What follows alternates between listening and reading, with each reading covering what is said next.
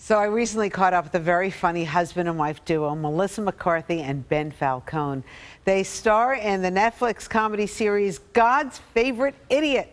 I asked them what it's like living together, working together, and you know what, together they came up with this crazy idea for the series. Out of his weird brain. Yeah, thank you. It's I had an idea for it a long time ago, and I wrote a book about it in my 20s. And then I guess, was it maybe 3 years ago that I brought it up to Melissa, and she goes, "Oh yeah, that would be a good TV show. He should be an IT guy," as if that was like just the most obvious thing in the whole I like to say things very like, "Oh, obviously it's this," but I don't really know what I'm talking about. So, but then it really came together really quickly after that. It did, and I am such a fan of telling stories where an underdog has something really miraculous happen to them, where they're asked to do something rather remarkable. In this case, it's quite extreme, but I just love that kind of story of why not the average person to be chosen, you know? Well, it boils down to love, but you also bring so much fun to the show. What was it like taping it and working together with that great cast? The cast, that group of maniacs was so fun because everybody's just like, it's just a bunch of like comedy assassins, and Yes. you just want to stay out of their way. And we all got along so well too. I think that's always like, when that happens, you're just in such a wonderful spot, and people are setting other people up, or if somebody goes off on a tangent this way, we just all kind of follow, and it makes for just a blast of a day, really. It's cut up hot dogs that I boiled so long that the skins came off, which I thought was a nice touch. It's on a bit of oatmeal because I couldn't find a box of mashed potatoes. So I thought this could be, I think once you mix it all up, I think it'll be pretty good. It looks a little bit like severed fingers in such a fun way. I thought so too. I thought they looked like little fat bloody toes. So I have to ask you too, you act together, you write together, you make babies together. Like, is this not a lot of togetherness? Do you ever have like, okay, I need my space now? I don't. I'm still waiting for that. Like, Maybe it's today. It's today. Maybe you can catch it live, and I'm like, now. wait a minute.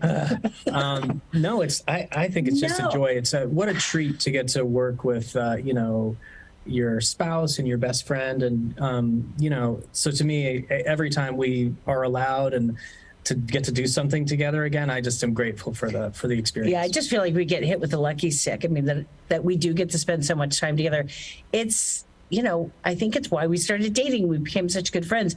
We loved working together. We love writing together and performing together. So the fact that, we're still doing it 755 years later is really lucky. It does feel a little bit sometimes days like that.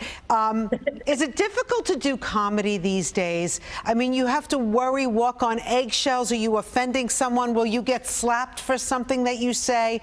What's it like doing comedy these days? I have noticed. I mean, I'll be honest. It's a little trickier, Yeah. I think, today than maybe even 5 years ago, because there are people that are going to be offended sort of no matter which direction you go. And sometimes we'll screen, our shows or movies, and we'll just be shocked that, people found something offensive, because you certainly are never going in with that intention.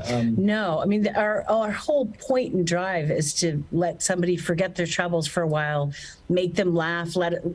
We want to represent them or someone they know. Even it's like, are you the weird uncle, or do you have a weird uncle? Whatever it is, like, I always think that kind of tethers us together as humans, when you can see yourself and others in things on TV or in movies. But I think it's even harder just getting it made. I think there's a strange storm happening that I really hope will pass, because I think for me personally, and a lot of people tell me this, like right now I need comedies. I need to laugh. I need to be able to just watch something funny and silly, and that's kind of, the base of it is still kindness. And it's harder to get those things made. There's a weird perception now that I keep hearing comedies don't really work, and I can't disagree with that more. I don't think at any point in time comedy hasn't worked, and we need it. So Absolutely. I wish that would stop being said as if it's true, because it's really not. No, and you know, I'll sit down with my daughters and we'll just look for something fun to watch, you know, at night, and obviously Melissa too. But I'm there. she's there as well. But lately she's been actually working on a comedy. But there's not that much out there. So one of our goals is to keep putting, you know, funny comedies out there in the world and hoping people like them. Yeah. Well, And we I love all appreciate things. it. I watch dark stuff. I watch dramas. I want everybody to get an equal wedge of the pie. And I just feel like comedy's starting to get smaller.